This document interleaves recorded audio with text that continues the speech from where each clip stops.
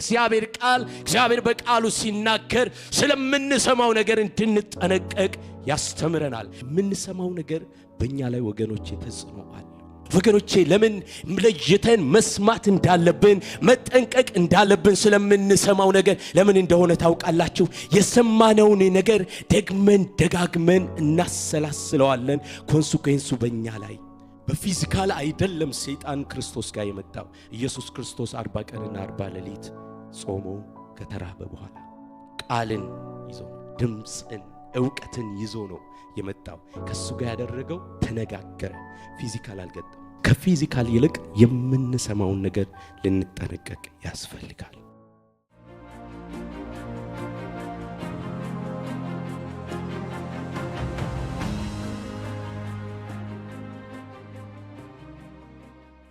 ከእግዚአብሔር ቃል አንድን ስፍራ አንብበን አብረን እንጸልያለን። ፊልጵስዩስ ምዕራፍ 4 ከቁጥር 8 ጀምሮ ያለውን ክፍል አነባለሁ። እንዲህ ይላል። በቀረውስ ወንድሞች ሆይ እውነተኛ የሆነውን ነገር ሁሉ፣ ጭምትነት ያለበትን ነገር ሁሉ፣ ጽድቅ የሆነውን ነገር ሁሉ፣ ንጹሕ የሆነውን ነገር ሁሉ፣ ፍቅር ያለበትን ነገር ሁሉ፣ መልካም ወሬ ያለበትን ነገር ሁሉ፣ በጎነት ቢሆን ምስጋናም ቢሆን እነዚህን አስቡ። ከእኔ የተማራችሁትንና የተቀበላችሁትን የሰማችሁትንም ያያችሁትንም እነዚህን አድርጉ። የሰላምም አምላክ ከእናንተ ጋር ይሆናል። ኢየሱስ ጌታ። ክብር ለአምላካችን ለእግዚአብሔር ይሁን። ዛሬ በምድራችን በዚህ በምንኖርበት ዘመን በዚህ ምድር ላይ በተለይ በዚህ ዘመን ብዙ ድምጾች አሉ። በአንድም በሌላ ወደንም ጠላንም እነዚህን ድምጾች ስናስተናግዳቸው እንኖራለን። የእግዚአብሔርን ድምጽ እንሰማለን። በዙሪያችን ያለውንም ድምጾች እንሰማለን። ድሮ ሶሻል ሚዲያ እንዲባል በዛበት ጊዜ ድምጽ እንደዚህ የሚበዛ አይመስለኝም። ወይ ከምናነበው ወይ ከጎናችን ካለው ሰው ወይም ደግሞ ከኒውስ ከሬዲዮ እንዲህ የምንሰማቸው ድምጾች ናቸው። አሁን ግን በዓለም ላይ ያሉ ድምጾች ሁሉ እኛ እጅ ናቸው። ወደንም ጠላንም በተለያየ ዓለም ክፍል ያለው በሺህ ማይሎች በላይ ርቆ ያሉትን ዴይሊ እንሰማቸዋለን፣ እናደምጣቸዋለን። ርቀው የነበሩት አሁን ጎረቤታችን ሆነዋል። ከዛም አልፎ ከኛ ጋር መኖር ጀምሯል።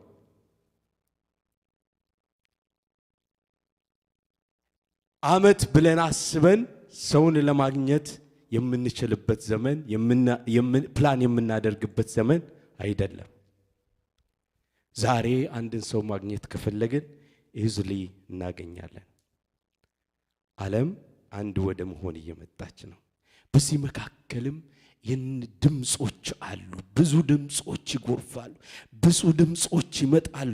ብዙ ድምጾች ወደ እያንዳንዳችን ይመጣሉ። እነዚህ ድምጾች ደግሞ ዕውቀት ናቸው።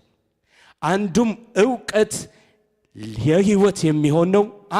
ሌላውም ዕውቀት ደግሞ የሚያጠፋን ነው ወይንም ደግሞ የሚያጎለን ነው። ክብር ለአምላካችን ለእግዚአብሔር ይሁን። ኢየሱስ ጌታ።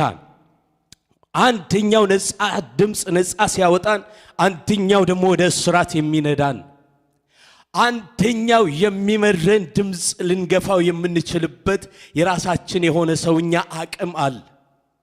ሌላኛው ግን በራሳችን ገፍተነው ልንወጣው የማንችለው ነው። ግን የእግዚአብሔር ቃል የሚነግረን የሚያስተምረን ነገር አለ። እነዚህ ድምጾች የሚወጡት ወገኖቼ በዕውቀት መልክ ነው የሚወጡት ደግሞ ከምላስ ነው። የእግዚአብሔር ቃል በምሳሌ 18:21 ላይ ሞትና ሕይወት በምላስ እጅ ናቸው። ምንና ምን? ሞትና ሕይወት በምላስ እጅ ናቸው። የሚወዷትም ፍሬዋን ምን ያደርጋሉ? ይበላሉ።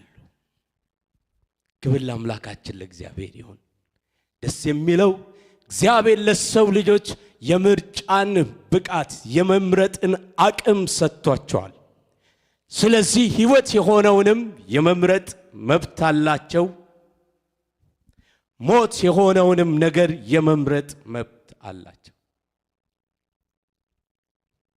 ስለዚህ ከአንዱም በሌላው የምላስን ፍሬ ሰው ይበላል፣ ከአንደበቱ የሚወጣውን ፍሬ ይበላል። የሚወዷትም ምን ያደርጋሉ? ፍሬዋን ምን ያደርጋሉ? ይበላሉ። ግን መጽሐፍ ቅዱሳችን ወገኖቼ አስቀድሞ የተናገረን እንድናውቀውና እንድንረዳው የወደደው እግዚአብሔር በቃሉ ለልጆቹ የሚናገረው ነገር ፊልተር እንድናደርግ ስለምንሰማው ነገር እንድንጠነቀቅ። ምክንያቱም ደግሞ በጆሮአችን የሚመጡት አንድም ለሕይወት ነው፣ ሌላም ደግሞ ለሞት ነው። መጽሐፍ ቅዱሳችን እንድናጠራ ለይተን እንድንሰማ ለይተን ልባችንን እንድንሰጥ ለይተን ጆሮአችንን አጥርተን እንድንሰማ ሪጀክት ልናደርገው የተገባውን ነገር ሪጀክት እንድናደርግ ልንቃወመው የተገባውን ነገር እንድንቃወመው ደግሞ ልንቀበለው የተገባውን ነገር እንድንቀበለው መጽሐፍ ቅዱሳችን ያስተምረናል። እግዚአብሔር በቃሉ ይነግረናል። ወገኖቼ እስቲ ቆም ብላችሁ ዕለት ዕለት በሕይወታችሁ የሚመጡትን ድምጾች እንዴት እንደምታስተናግዷቸው አስቡ። ክርስቲያን ለሚሰማው ነገር ጥንቃቄን ሊያደርግ ያስፈልጋል። ዛሬ ስለምንበላው ነገር ዕለት ዕለት እንጠነቀቃለን። ኢንፎርሜሽን አግኝተን እንትኑ ደርሶን ጌታ እድሉን ሰጥቶን የሚጠቅመንን የሚጎዳንን ነገር ለይተን እንበላለን፣ ለይተን እንጠጣለን። ፊዚካል የሆኑትን ነገሮች በድምጽ የሚመጡትን ግን ብዙ ጊዜ አናስተውላቸውም። ወደንም ጠላንም በሌላ እናስተናግዳቸዋለን፣ እንወስዳቸዋለን። ከዚህም የተነሳ የሰለባው የውጤቱ የኮንሲኩዌንሱ ሰለባዎች ነን፣ ተጠቂዎች ነን። ስለዚህ እግዚአብሔር በቃሉ ሲናገር ስለምንሰማው ነገር እንድንጠነቀቅ ያስተምረናል። ጳውሎስ በዚህ አሁን ባነበብነው በፊልጵስዩስ ምዕራፍ 4 ቁጥር 8 ላይ ምን ማድረግ እንዳለባቸው፣ ልባቸውን ለምን መስጠት እንዳለባቸው፣ መከተል ያለባቸው ምሳሌ ምን እንደሆነ፣ ጆሮአቸውን ለምን መስጠት እንዳለባቸው ይነግራቸዋል።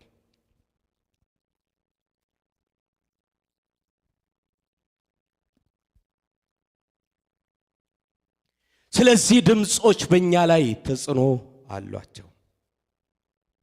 በቀረውስ ወንድሞች ሆይ እውነተኛ የሆነውን ነገር ሁሉ፣ ጭምትነት ያለበትን ሁሉ ነገር ሁሉ፣ ጽድቅ የሆነውን ነገር ሁሉ፣ ንጹሕ የሆነውን ነገር ሁሉ፣ ፍቅር ያለበትን ነገር ሁሉ፣ መልካም ወሬ ያለበትን ነገር ሁሉ፣ በጎነት ቢሆን ምስጋና ቢሆን እነዚህን አስቡ።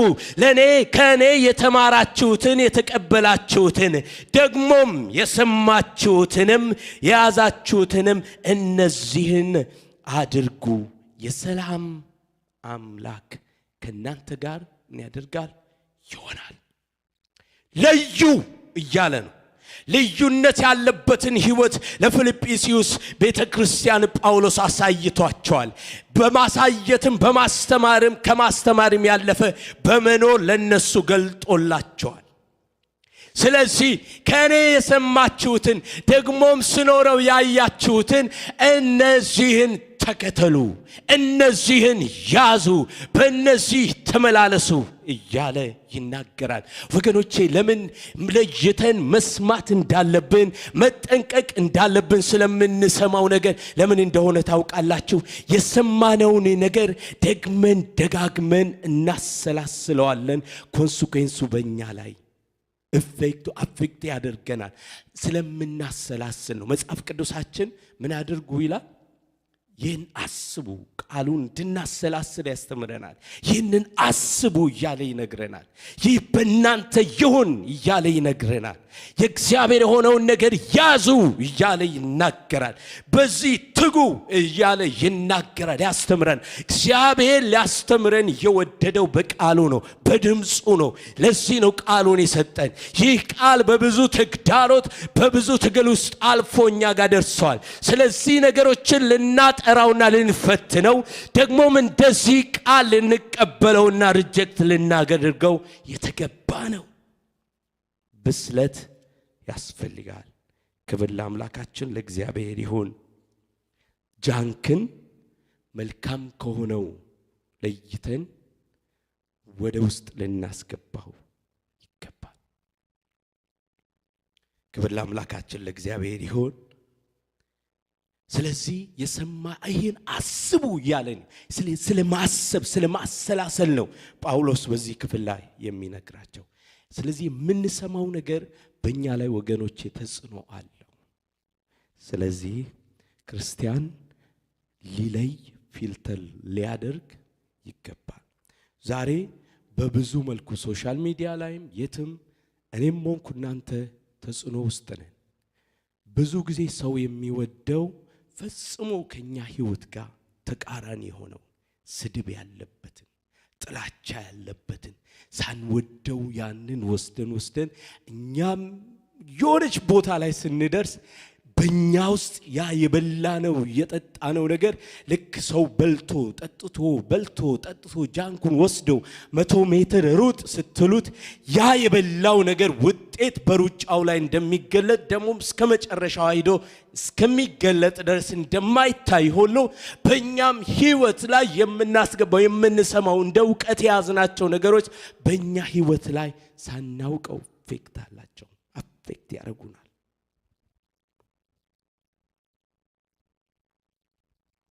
በፊዚካል አይደለም ሰይጣን ክርስቶስ ጋር የመጣው። ኢየሱስ ክርስቶስ 40 ቀንና 40 ሌሊት ጾሞ ከተራበ በኋላ ቃልን ይዞ ነው፣ ድምፅን ዕውቀትን ይዞ ነው የመጣው። ከሱ ጋር ያደረገው ተነጋገረ፣ ፊዚካል አልገጠመው። ከፊዚካል ይልቅ የምንሰማውን ነገር ልንጠነቀቅ ያስፈልጋል። ክብር ለአምላካችን ለእግዚአብሔር ይሁን። ስለምናሰላስል ማሰላሰላችን ላይ ተጽዕኖ ስላለው ስለምንሰማው ነገር ልንጠነቀቅ ያስፈልጋል። ክብር ለአምላካችን ለእግዚአብሔር ይሁን። የተቀበላችሁትን የሰማችሁትንም ደግሞም ያያችሁትን ነው ያላቸው ቁጥር 9 ላይ እነዚህን ምን አድርጉ። የሰላም አምላክ ያኔ ምን ያደርጋል? ከናንተ ጋር ይሆናል። የእግዚአብሔር ቃል፣ የእግዚአብሔር ድምጽ፣ የእግዚአብሔር ትምህርት ውስጣችሁ ሲሞላ፣ ልባችሁ ውስጥ ሲሞላ ወገኖች የእግዚአብሔር የሆነውን ነገር ለመለየት አትቸገሩ። ክርስቶስ ያደረገው ያንን ነው። የተሞላውን ያንን ቃል ነው ፋይት ያደረገበት። ካልሆነ ተዘናግታችሁ ከሆነ ልክ እንደ ጴጥሮስ ፊዚካል ነው የምትሄዱት። ሰይፉን ተመዙና ጆሮ መቁረጥ ላይ ነው የምትሄዱት። ማሰላሰላችን ላይ ምን አለው? ተጽዕኖ አለው። ስለዚህ የምንሰማውን ፊልተር ማድረግ አለብን። መጀመሪያ ላይ እንደነገርኳችሁ ህይወትም ሞትም ስላለበት የምንሰማቸው ነገሮች። ክብር ለአምላካችን ለእግዚአብሔር ይሁን።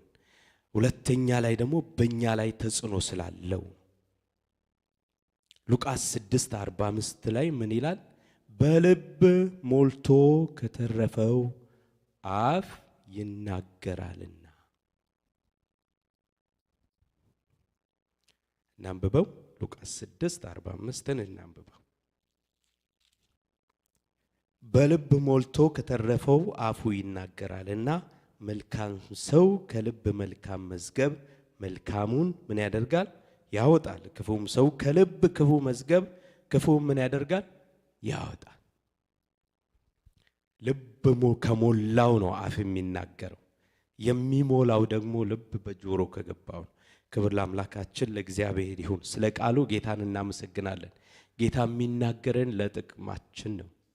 ጌታ የሚጎልበት ነገር የለውም፣ የሚሞላለትም ነገር የለውም። እሱ ሁሌ ሙሉ ነው፣ ጎሎበት አያውቅም። ግን ጌታ ፍቅር ስለሆነ ፍቅርን ያስተምረናል፣ በፍቅር ወደ ራሱ ይጠራናል። ሼር ማድረግን ስለሚወድ መቆረስን ስለሚወድ በእቅፉ ያለውን አለኝ የሚለውን ልጁን ሰጠን። አምላካችን ይህ ነው። ለዚያ ነው የሚናገረን። ዛሬም ስለምንሰማው ነገር መጠንቀቅ እንዳለብን ስለ ራሳችን ጥቅም ነው። በልብ ሞልቶ ከተረፈው አፍ ይናገራልና የምትሰሙት ነገር በእኛ ላይ ተጽዕኖ ስላለው ክርስቲያን ምንድነው? ቅዱስ ነው፣ የተለየ ነው። ለእግዚአብሔር ሐሳብ ለእግዚአብሔር ፈቃድ ምን ያለ ነው?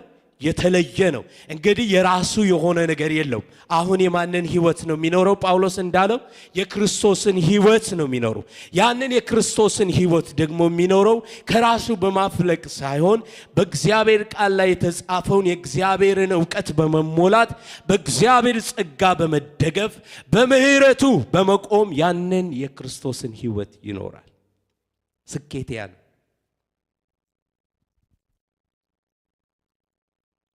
የራሴ ምሳሌ ልስጣችሁ። በእኛ ላይ ተጽዕኖ አለው የሚለው በጣም ሀት የሆነ ንግግር ያለበትን እየሰማው ነበር። መሃል ላይ ልጆች ጠሩኝ። የተናገርኩበት ድምፅ ምን ብዬ የተነሳውበት ድምፅ ስሰማው የነበረው ድምፅ ነው። ግን ጌታ የሰጠን የምን መንፈስ ነው? ራስን የመግዛት መንፈስ ነው። ግን እሞላ ከነበረው አግሬሲቭነስ እሰማው ከነበረው ኃይለኝነት ተነስቼ ልጆቼ ሲጠሩኝ እኔም በዛው ድምፅ ምን ብዬ ተናገርኩ። ልጆች ደነገጡ።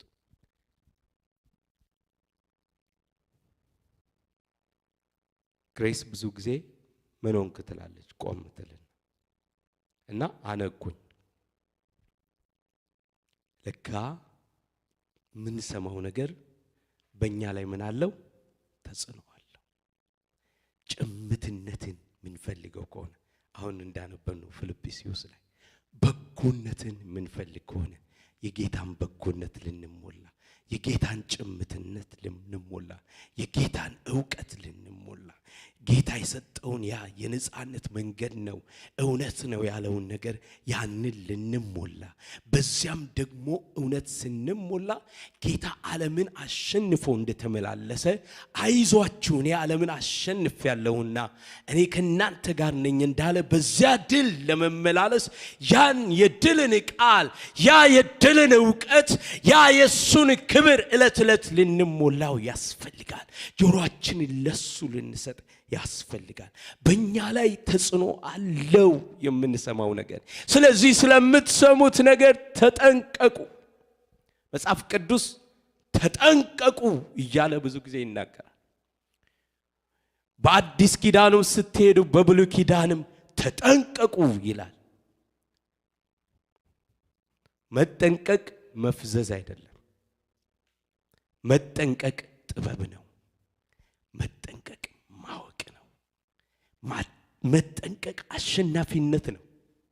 የዘገየክ ስንጠነቀቅ ቆም ብለን ለትንሽ ደቂቃ ለራሳችን ሰጥተን ስናስበው እንደ እግዚአብሔር ቃል ነገሮችን ስናሰላስል ይህን ሞኝነት አይደለም፣ ወይንም የዘገየ ሰው ስለው መሆናችን አይደለም።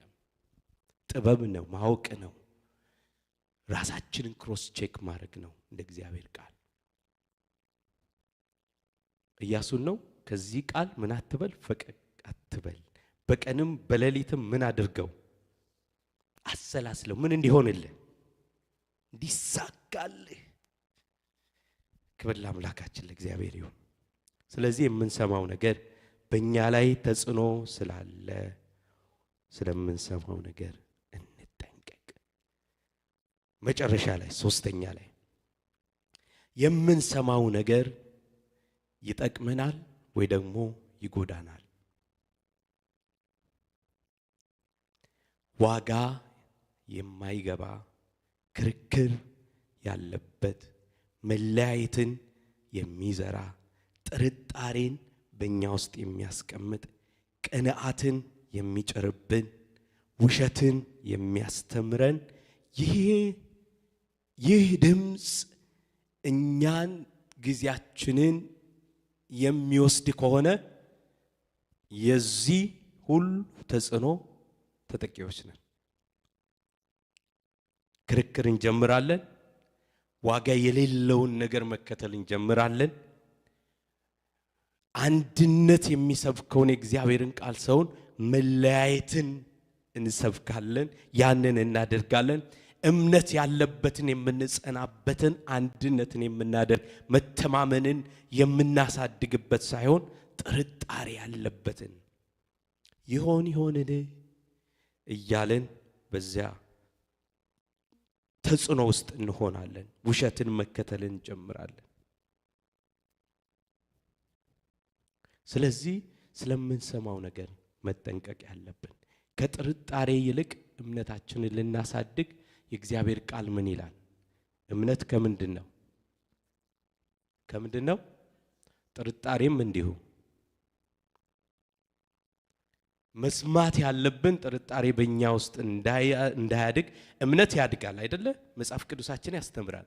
በቃሉ እምነታችን እንደሚያድግ ከእምነት ወደ እምነት እንደሚያድግ የእግዚአብሔር በእምነት ልንደርስበት የተገባውን የህይወት ልክ እንድንደርስ እኛ ዕለት ዕለት በቃሉ እየተሞላን በእምነታችን እያደግን መሄድ ያስፈልጋል።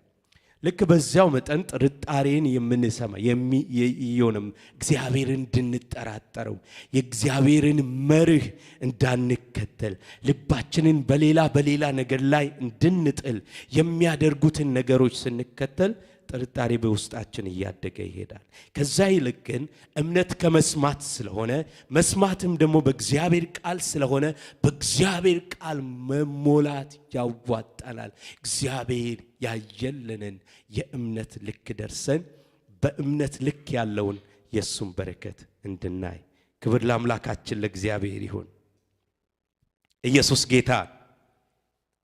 ጌታ። በእምነታችሁ ማደግ ትወዳላችሁ? በፍቅር ማደግ ትወዳላችሁ? በበጎነት ማደግ ትወዳላችሁ? በሰላም ማደግ ትወዳላችሁ? ወደ እግዚአብሔር ቃል፣ ወደ እግዚአብሔር ድምፅ፣ ወደ እግዚአብሔር ሐሳብ ልባችሁን መልሱ።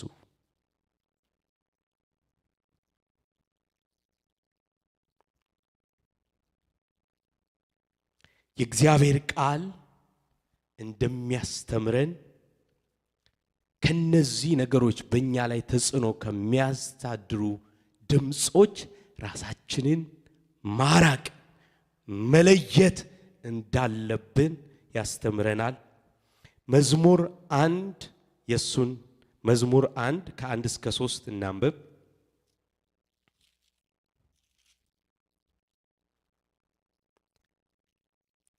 ፊልተር ማድረግ ስንጀምር የምንሰማውን መለየት ስንጀምር መዝሙር 1 ቁጥር 1 ላይ ምስጉን ነው በክፉዎች ምክር ያልሄደ በኃጢአተኞች መንገድ ያልቆመ በዋዘኞች ወንበር ያልተቀመጠ ነገር ግን በእግዚአብሔር ሕግ ደስ ይለዋል ሕጉንም በቀንና በሌሊት ምን ያደርጋል?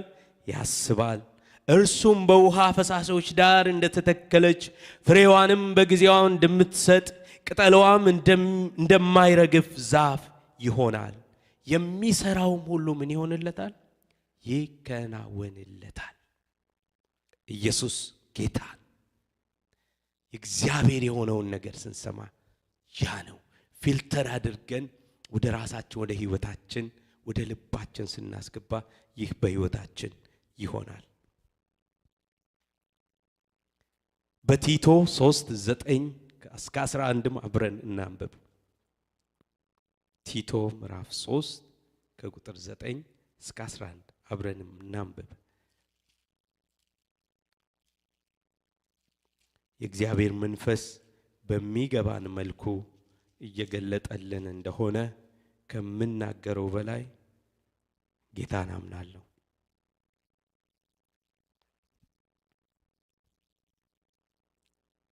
ቲቶ ምዕራፍ 3 ከቁጥር 8 እግዚአብሔርንም የሚያምኑት በመልካም ሥራ በጥንቃቄ እንዲጸኑ እነዚህን አስረግጠህ እንድትናገር እፈቅዳለሁ። ይህ መልካምና ለሰዎች የሚጠቅም ነው። ነገር ግን ሞኝነት ካለው ከምርመራና ከትውልዶች ታሪክ ከክርክርም ስለ ሕግም ከሚሆን ጠብ የማይጠቅሙና ከንቶች ናቸውና መለያየትን የሚያነሳ ሰው ጠማማም እንዲሆን በእርሱም ላይ ፈርዶ ኃጢአትን እንዲያደርግ አውቀ አንድ ጊዜ ሁለት ጊዜም ገሰጸው። ከዚያ በኋላ ምን አድርገው? ከዚያ ሰው ምን አድርግ? ራቅ። መራቅ እንዳለብን፣ ሪጀክት ማድረግ እንዳለብን፣ መለየት እንዳለብን እግዚአብሔር ቃል ያስተምረናል። ጓደኞች ቢሆኑ፣ ወገኖች ቢሆኑ፣ በውስጥ በውጭ ቢሆኑ፣ ሚዲያ ቢሆን፣ እነዚህንም ማለት ነው መራቅ። ሕግን አይደለም ለጥቅማችን ነው እየተናገረ ያለው እግዚአብሔር ቃል። ማርቆስ 9 ምዕራፍ 7 ላይ ስናጠቃልል የእግዚአብሔር ቃል እንዲህ ይላል። ክርስቲያን መስማት ስላለበት የምወደው ልጄ ይህ ነው፣ እርሱን ምን አድርጉት? ስሙት። እግዚአብሔር የወደደው እርሱ ነው፣ ክርስቶስ ነው። ልባችሁን ጆሮአችሁን ለእርሱ ስጡ። ለእርሱ ብቻ ፊልተር ያድርግ። የጌታ የሆነውን ብቻ ይስማ። ክብር ለአምላካችን ለእግዚአብሔር ይሁን። ጌታ ይርዳን። አሜን።